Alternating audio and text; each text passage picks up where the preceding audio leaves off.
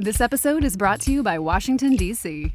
When you hear Washington, you probably think politics, paperwork, power lunches. But you haven't experienced D.C. There's more museums per square mile than any place in the country. It's also where important decisions are made, like which Michelin-starred restaurant to try first. You know Washington. Now experience D.C. To plan your trip today, visit washington.org.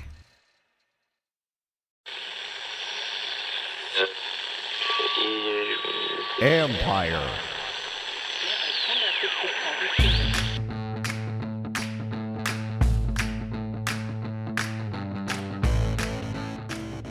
Hello and welcome to my podcast. Tonight, I'm joined by the voice of the Washington football team, Bram Weinstein, after the 37-3 loss to Baltimore to end the preseason.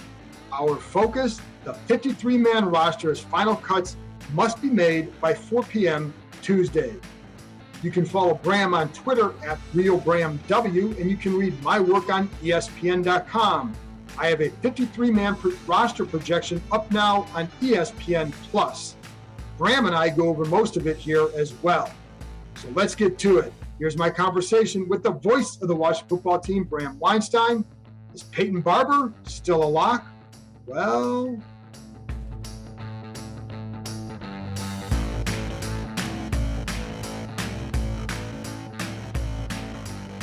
All right, Bram, I'm not going to waste a lot of time rehashing a 37-3 debacle.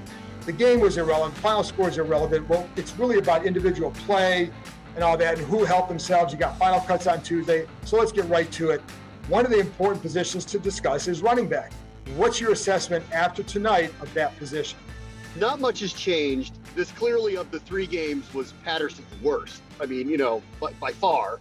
I don't think that really matters. I think he has solidified himself as someone who they can't sneak onto the practice squad, and we all know this. Right. So he's going to make the team. Like that's clear as day. He's going to make the team.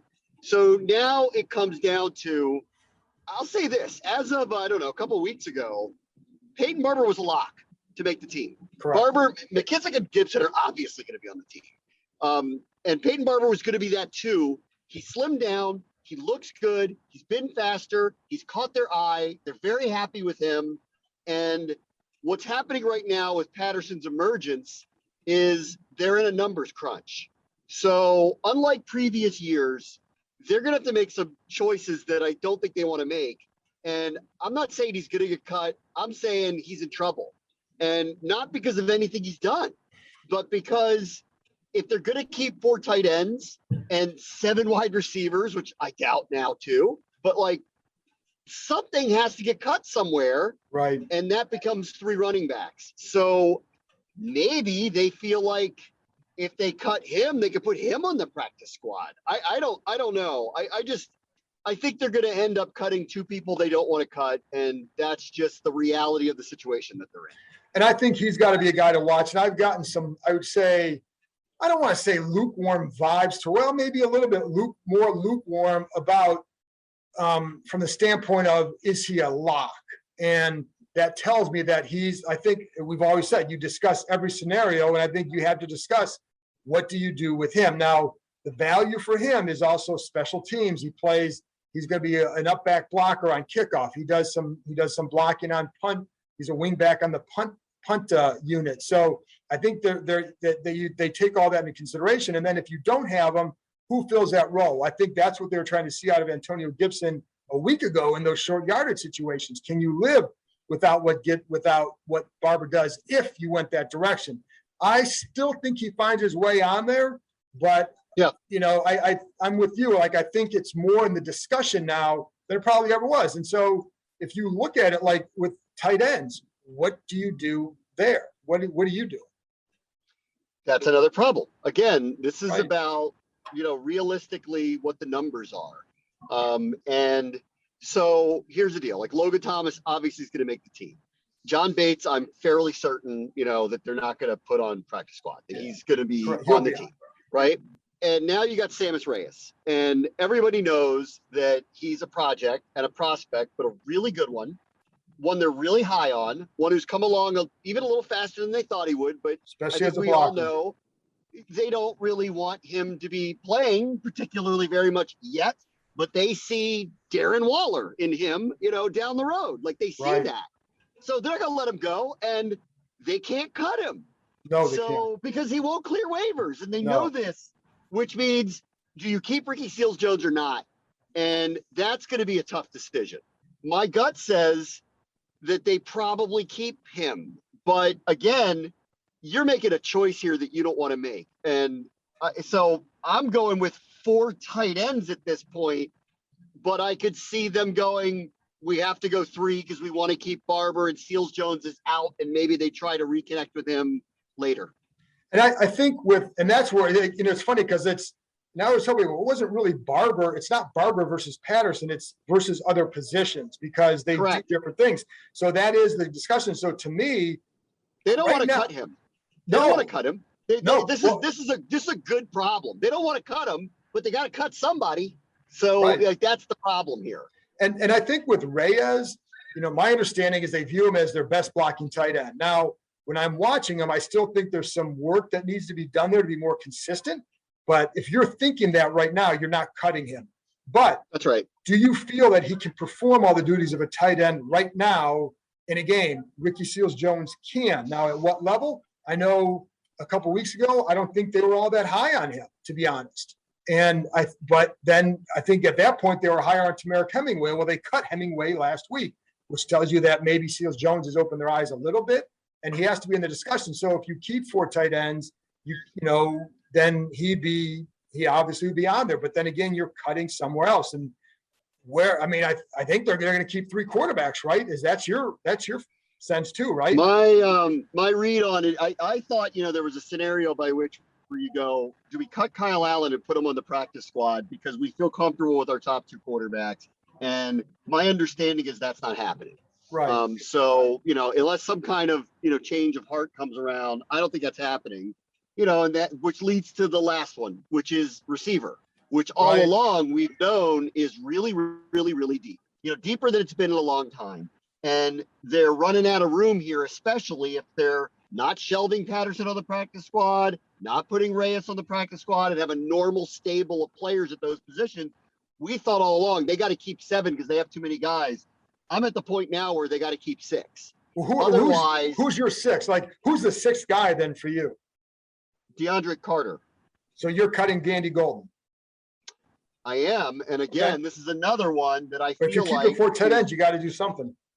Correct. I mean, I think that's where we're right on the edge again. I know they don't want to cut him, and maybe they won't. And I'll be like, I'm not the gospel here. I'm guessing like everybody else, but the writing is on the wall for those 3 people. Like I think they can't cut Patterson, they can't cut Reyes. They're scared they'll get picked up, and they're probably right, which means they're on the roster, even though neither one of them really are expected to play that much. Maybe Patterson more than Reyes, which means you've got to keep 4 at least one of those 2 positions, which means you can only keep 6 at receiver. That's the reality of it. Correct. And so I think Gandy Golden is going to lose out there, but I could be wrong. They could go that way, and I don't know who their punt returner is then, but that's what it is. See, and right now I have 7 receivers, but only 3 tight ends, and I'm not comfortable with that because I think you're going to want, you're talking about a tight end, a guy who has never played. He's played in 2 preseason games in his life. That's his only football experience in a game. And then you're talking about a rookie in Bates. That's a hard way to go into the season for me. So that's where Seals-Jones comes into play. But I still only have 3 because I'm keeping 7. Gandy Golden tonight, if they wanted to see him build off last week, I felt he did. But I also know going into this, like, again, same thing what you said. I know that they liked him, but I know they viewed this as a big game for him. So he is not a lock. I think he'll be on, but he's not a lock. And I'm like you, I have Carter then as a returner. And I think if Patterson, if they keep 4 running backs, then I think then Patterson will be inactive every week. And then that's where Reyes will have to contribute more because you only have 3. But could you could you put Seals-Jones on the practice squad and in the first couple of weeks elevate him to the roster because you have that luxury and in that time somebody will get hurt. So there's a lot of ways to construct this and maneuver it than you've had in the past. And I'm with you on Seals Jones. If you want to gamble on somebody of these people we're talking about, if you want to gamble on two people, you gamble on Barber and Seals Jones that you can get them back on the practice squad because they're veterans. They've been around. There's a ceiling to what they do. They were available in the first place. You can't gamble on Reyes. You can't gamble on Patterson. So if you're going to choose, I want to keep Gandy Golden and Carter because you want your punt returner, then you gamble on one of those two veterans and go, let's hold our breath for 24 hours. He clears waivers. We put him on the practice squad, and then we maneuver the roster at a later date. Right. And listen, the other thing we can't discount is a trade. And I think that's where if another team says, okay, I saw enough from Gandy Golden, I'll give you a 7th rounder for him, that's a possibility too. I know there have been discussions. I'm not necessarily about him. I don't know. I'm sure listen, every team has discussions. We know that. So I think that has to be something else in play. The other spot, linebacker depth. After tonight, are you concerned about it? Yeah, I was concerned about it going into the year. I think, and Ron Rivera's open about it. He'll tell you that like this is one of the spots. And there is one thing that we can get to in a bit about this particular game that I think is just worth pointing out. Okay. And it is that the depth is not where they want it to be. While they may be deeper than they were, I think what was on display tonight is the difference between a deep program and one that's trying to get there. Right. A deep championship program. Correct. But at linebacker, they're short. So, I think this week could be interesting if a surprise name gets put out there and cut by somebody else that I think that, they would trade out the bottom, 5th or 6th linebacker if they felt there was an upgrade. So I think that's a possibility. And it's clearly a position that I think they'll be focused on again next offseason. Yeah. In the hopes of finding probably at least one starter again, and then, some depth behind it. But I'm actually a little bit like looking at what it is now, and I guess you can't fix everything. But looking at it now, I'm mildly surprised that there wasn't a second linebacker taken early in the draft, now. Oh yeah. And because my thing with this linebacker, the depth here is the backups are pretty much mostly special teamers. That's where they're going to stand out. I don't look at someone yet like Khaleke Hudson. I like him. I don't know that yet from scrimmage that he's shown that he could really help you there to the level that they want. Now, in a role, he can. In that big nickel role, I think he could. But if you have injuries there, do you have a guy that can step in and help them? I'm not sure that they do. And I think that's a problem. So, and you're right. It was something going into the season that it was. And I agree with you. I thought there'd be another linebacker taken just for that, because there are a few guys that they liked. Yeah. In fact, what I thought they were going to do in the draft was you take a guy like Cormo in the first round. And then there was also some guys that could fill the Davis role in the second round. Would you have gone that? But that's a lot to invest at linebacker. This episode is brought to you by Disney Plus. Disney Plus, Hulu, ESPN Plus. Stream all your favorites with the Disney Bundle. Disney Plus has Loki and Luca. On Hulu, watch originals like American Horror Story and 9 Perfect Strangers. And ESPN Plus has every match of Spain's thrilling La Liga. Get the Disney Bundle today for only $13.99. Includes Hulu ad-supported plan. Access content from each service separately. Terms apply. See thedisneybundle.com for details. This episode is brought to you by Disney Plus. Disney Plus, Hulu, ESPN Plus. Stream all your favorites with the Disney Bundle. Disney Plus has Loki and Luca. On Hulu, watch originals like American Horror Story and 9 Perfect Strangers. And ESPN Plus has every match of Spain's thrilling La Liga. Get the Disney Bundle today for only $13.99. Includes Hulu ad-supported plan. Access content from each service separately. Terms apply. See thedisneybundle.com for details. The season is starting and Prosper Insurance is helped to stock you up on your favorite Washington football team gear by offering a $25 gift card to the NFL shop when you get a home and auto quote with them. You don't even have to buy a policy to get the $25 gift card, so the savings will be worth it. I can tell you from experience, the quote I received was $2,000 less than my previous insurer. It might not be like that for everyone, but why not find out? Finding the right insurance can be a pain, but Prosper makes it easy while providing great service and advice. Their licensed advisors shop the market with top companies like Allstate, Nationwide, Progressive, Travelers, and more to find you the perfect coverage at a great rate, which helps explain why Prosper has more than 1,000 5-star reviews on Google. You have nothing to lose. Simply visit prosper.insurance/Keim to get your quote and a $25 gift card. That's prosper.insurance/Keim, Keim. This offer is good from August 29th to September 12th. You know what else is cool? They plant a tree for every policy they write. That's more than 66,000 trees and counting. Get ready to feel good about your insurance. Okay, cornerback. Torrey McTyer gets the concussion tonight. I still think he's on but it depends on how, and I'd say how severe it is, but sometimes with those concussions, you don't know how severe it is until a week or two later, or for several days later. But I still have him on. I think he did enough. He's versatile, can go inside and outside. And I have Troy Apke on instead of Danny Johnson. What do you think? I had six. I have him taking 6 corners. Now let me tell you why. Let me tell you why with Apke, because I know that's a controversial one. And all I'm doing is reading tea leaves here, and then what I'm hearing. And what I know is they love his special teams play. He starts on 4 special teams. They can, Rivera called him an ace and said those guys are hard to find. And then I was told a couple of days ago that they view him, if they needed to put him in from scrimmage, they feel he can do it. He's progressed to that point. I feel like he's improved now. Whether or not he can go cover a good receiver, I'm not willing to jump up on a table and say that. I just know what they think, and that's why I think he'll make it, because they feel like if he can go in and contribute from scrimmage, that he would be on. My opinion is him on the field, he's a target. Oh, he's a definite target. He's definitely. I agree. I'm agreeing with you. I'm just saying that this is why I put him on. Is their thought process, not mine. Yeah, and look, good teams have good special teams, and the Patriots are consistently, it's not talked about a lot, but they're consistently like top 5 in special teams units. And Matthew Slater is a borderline Hall of Famer for doing this for them for as many years as he did. This team, when they were in the glory days, had Brian Mitchell. It was not just a great returner, but a terrific, special teamer all around. So I see the value in it. Like, I totally see the value in it.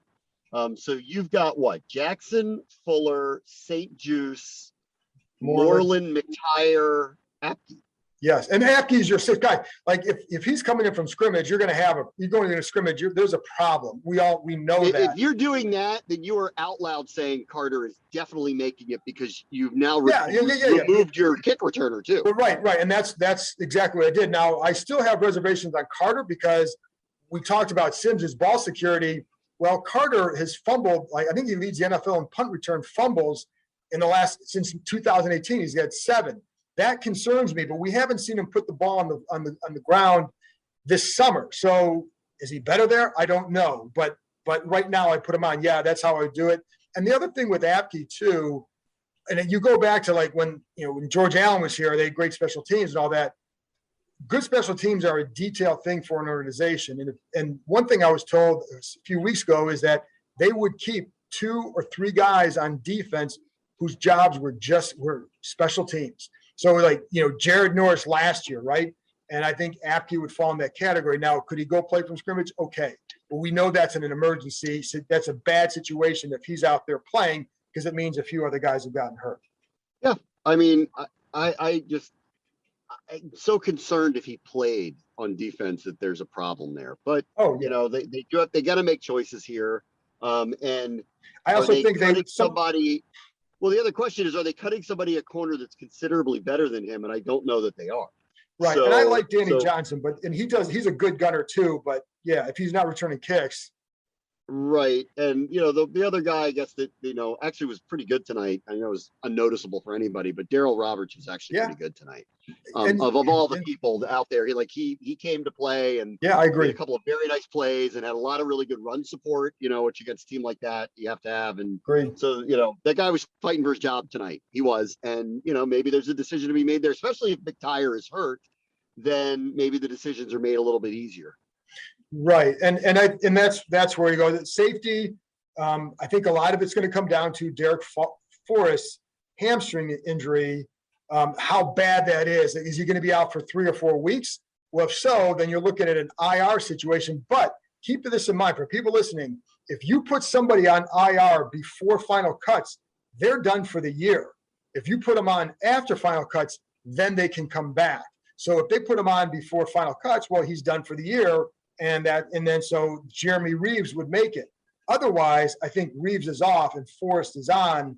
But again, it could be that you cut Reeves and you tell him, listen, we're going to bring you back when we put Forrest on IR for 3 weeks or whatever it is, depending on how the hamstring is. So I think we'll know more about that one tomorrow, but that's how I see it. Him, I think to me, he's been kind of, because I actually think they're relatively deep at safety this year, that I think you put him on your practice squad personally. Who's that?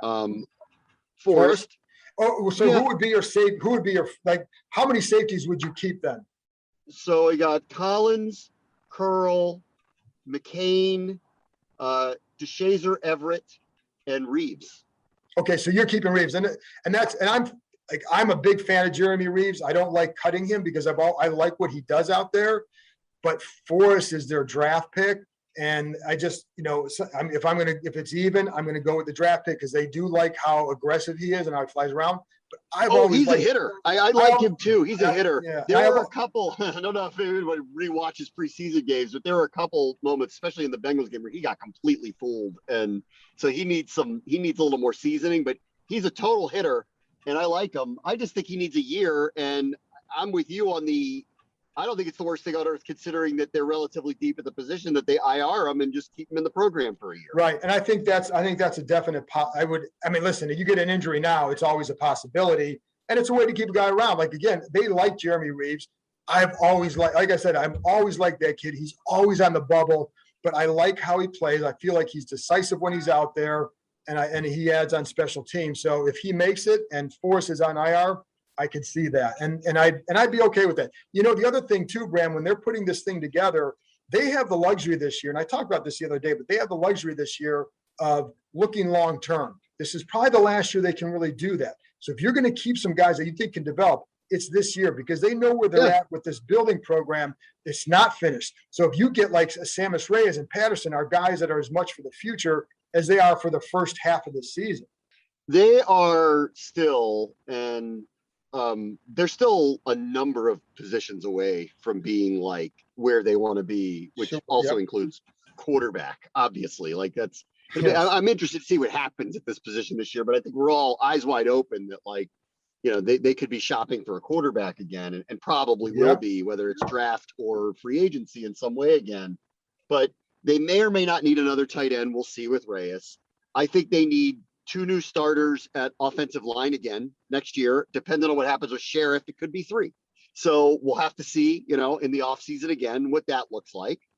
At running back, they probably need 1 more to come along, probably. At linebacker, as already discussed, I think they need another starter and 1 or 2 more depth guys and potentially another corner. I'm not totally sold that they're as deep as they want to be at that position. Well, their front end guys look good. Right. But what do they have behind it? I don't know. Benjamin St. Juste has not played in a real game yet. I mean, he's looked great in camp, but let's see what happens when he's covering Keenan Allen in a couple of weeks. Right. Okay. No, there's a lot to learn. Let's see what happens there. Yes, there's a lot to learn. And everybody loves Jimmy Moreland. But if he's your 3rd best corner, I think you're not deep enough. Correct. So I would agree with that. There's spots here. Like they're far from complete, but they'll tell you that. And that's what they're not pie in the sky. They'll tell you this. I am really looking forward to what this season is. I think they're very competitive. I think they're way deeper than they had been. But the job to build a roster like the one Baltimore has, they're still a year away, maybe more than that. And so I think we should just all know that kind of going into this thing. But we'll see where they are. I mean, I think they're going to be exciting and interesting and all of that stuff. No, I'm with you on that. And I think, like I said, they know. I don't feel like anybody there has been trying to sell me a bill of goods like, oh, just watch it. We're going to win. We're a 12, 13 win team. I think they understand where they're at in their development. And I think where you really want to see it is the progression, right? And, don't go into the season thinking, hey, they could make a run at the Super Bowl. I mean, I think that'd be a bit far-fetched. But going back and repeating the NFC East, I think that's doable. And building on what they did is doable. And then there's more work to be done in the offseason. Going with all that, would you have preferred they play the starters at least a little bit tonight? I would have, and I was actually a touch surprised that they didn't, especially when it was in the middle of the week, they were, Baltimore was more than signaling that they were going to play theirs at least a little bit, because Lamar Jackson hadn't played in the preseason yet. And so they decided it was important for him and the starters to go out there and do it. So I don't know. I mean, I'll say what I said last week about it. It does feel like what they've done here is purposeful. And I don't, part of me feels like, do you really feel like you're ready and you didn't need the snaps, when I think all of us are looking at the offense going, you guys really on the same page yet? Because we haven't seen much, from the starting groups that look like it, and the next one counts. And they're basically saying, we're good here. We'll start doing what we're really going to do when we close the doors to the rest of you. At the same time, the purposeful part of this is, let's see what kind of depth we really have. And I think what you saw tonight was the difference between a team that is far more complete and potentially championship worthy and a team that still is missing a lot of parts and needs help. And then, and D'Angelo said this while we were on the air tonight, and I agree with him, because he said he's been part of things like this. And he said, sometimes the other guys who are put out there, like, you think that they're all really motivated to do this, do that, but when the rest of the guys on the sideline are like night off and joking around and not engaged, it can rub off on everybody else. Yeah. And I don't know that, that's what the intention obviously was. I think the intention was, all right, guys, show me what you got. You want to make the team or not? Let's see it. And it was not good. No, it was not not good. No, and it wasn't. But, again, like, I'm going to sit there and be upset that, like, our third teamers were getting smoked by Lamar Jackson. No, like, of course not. Of course not. And I think here's the other thing. If you're if you're Harbaugh or Rivera, who feels better tonight? Because one guy lost a key running back from their game from tonight, J.K. Dobbins, because he got hurt. And that was why Rivera sat them. But, the funny thing, Bram, last thing on this for me is, if they had a joint practice with another team, these games to me come out a little bit differently. I agree. To me, it's like, it's good to go against those. I know a lot of the preseason games about process and going through the operation and all that, but I do think you need to work on various things and see a different defense for a number of snaps to start to feel good. And how do you adjust off this look? Well, you see the same look in practice. After a while, you know how to adjust just right away. You need to see a look that you haven't seen, and then what do you do? And that's where those joint practices are good. And that's where more than playing in the preseason, that's what I'd rather see them have. Last thing, Dustin Hopkins, level of concern. High. Yeah, me High. too. It has to be. I'll be interested to see what Ron Rivera says about it. Because I don't know what he said after the game. I'm sure he was asked. And I mean, he hasn't gone too hard on it yet, but he'll get asked again tomorrow, because you have to, because now go back and watch the operation and see all this. And, you'll see that it was a bad kick, and like, okay, it was a bad kick and he rushed it and all that. And he didn't care if he made it or not. He wanted to see the operation, but you still want to see results from that position, and they haven't seen it. So, to me, there should be for him a level of concern. I don't know why there wouldn't be. I don't know. I'm looking at this offense right now, and maybe they'll surprise us and come out slinging it all over the place and look really good. And I have a hard time buying that that's what it's going to be. I think it's going to take some time. I do think they can move the ball, and I do think they have a propensity for big plays, and I'm not down on them, but like, I don't think we've seen a lot in practice or in the preseason games. And I think it's just hard to know what it's going to look like. Real hard to know. So let's just, and at the same time, if you think what theirs is secretive, Justin Herbert hasn't taken a snap in the preseason. I know. So his second-year quarterback with a first-year head coach hasn't taken a snap in the preseason. But that sounds crazy to me. Staley's coming from the Rams, and they don't do it either. So if these guys lose in the preseason opener, it's not because these guys didn't play enough, because they're facing a team where this guy played less. Yes. So I know it's odd. So, and everybody's treating it differently. Josh Allen played a ton tonight. Tom Brady Mahomes played last night. Tom Brady played. And here's this team and the Chargers, like this team with an offense that we don't even know what they're going to do, going, we're good here. And the other team going, second-year quarterback, yeah, he doesn't need the reps. Like, I don't know what planet we're on right now. It's weird. So I think it's hard to know what's going to happen. But to get back to Hopkins, the point really is, if the offense isn't humming along and they don't have it all together and they lose a game because he misses a field goal, Ron Rivera's going to be kicking himself for not making a change. So my concern level is high. That was that was a shank. Okay. Like, I was totally on the New England game. I was totally on board with the operation's not timed right. That's why everybody needs to give Hopkins a break here. This one tonight, that was bad. I mean, that was really all on him, 1,000%. And you could see the operation was not. I even went back and timed the operation. It was much better the second game as far as the snap. There's a point where Tressway turns his head back to the long snapper. The first game, he turned it back, and the snap was coming right away before both he and Hopkins were ready. The second game, it was like a half second later. So it was a much smoother operation. Tonight, again, that's all on Hopkins. He'd say the same thing. Problem is, he's coming off a 79% year. He's got to do better, because if not, they don't have enough margin for error where they can lose a couple games because he was inconsistent with his kicks, and that's what he's been. So it's got to get better. So, well, Bram, there you go. Preseason's wrapped up. Final cuts on Tuesday, and we go from there. I mean, we're one step closer to the regular season. Yeah, I can't wait. I'm excited for it. Me too. It's nice to get it going. Thanks, Bram. Yep. This episode is brought to you by Philips One by Sonicare. One up your brushing with Philips One. This one is the ideal one for those who are still using an old-school manual toothbrush. To all those people, it's time to take your brushing one level up. The solution is a simple one. It's the perfect timing one. It's the long-lasting battery-powered or USB rechargeable one. That comes in multiple colors to match you one. The one with a subscription that delivers new brush heads for just $5. Your teeth deserve this one. Philips One by Sonicare. One up your brushing. Learn more at philips.com/one. That's philips.com/ONE. This episode is brought to you by HP Plus. In a world full of smart devices, shouldn't your printer be smart too? It is with HP Plus. These printers know when they're running low, so you always get the ink you need delivered right when you need it.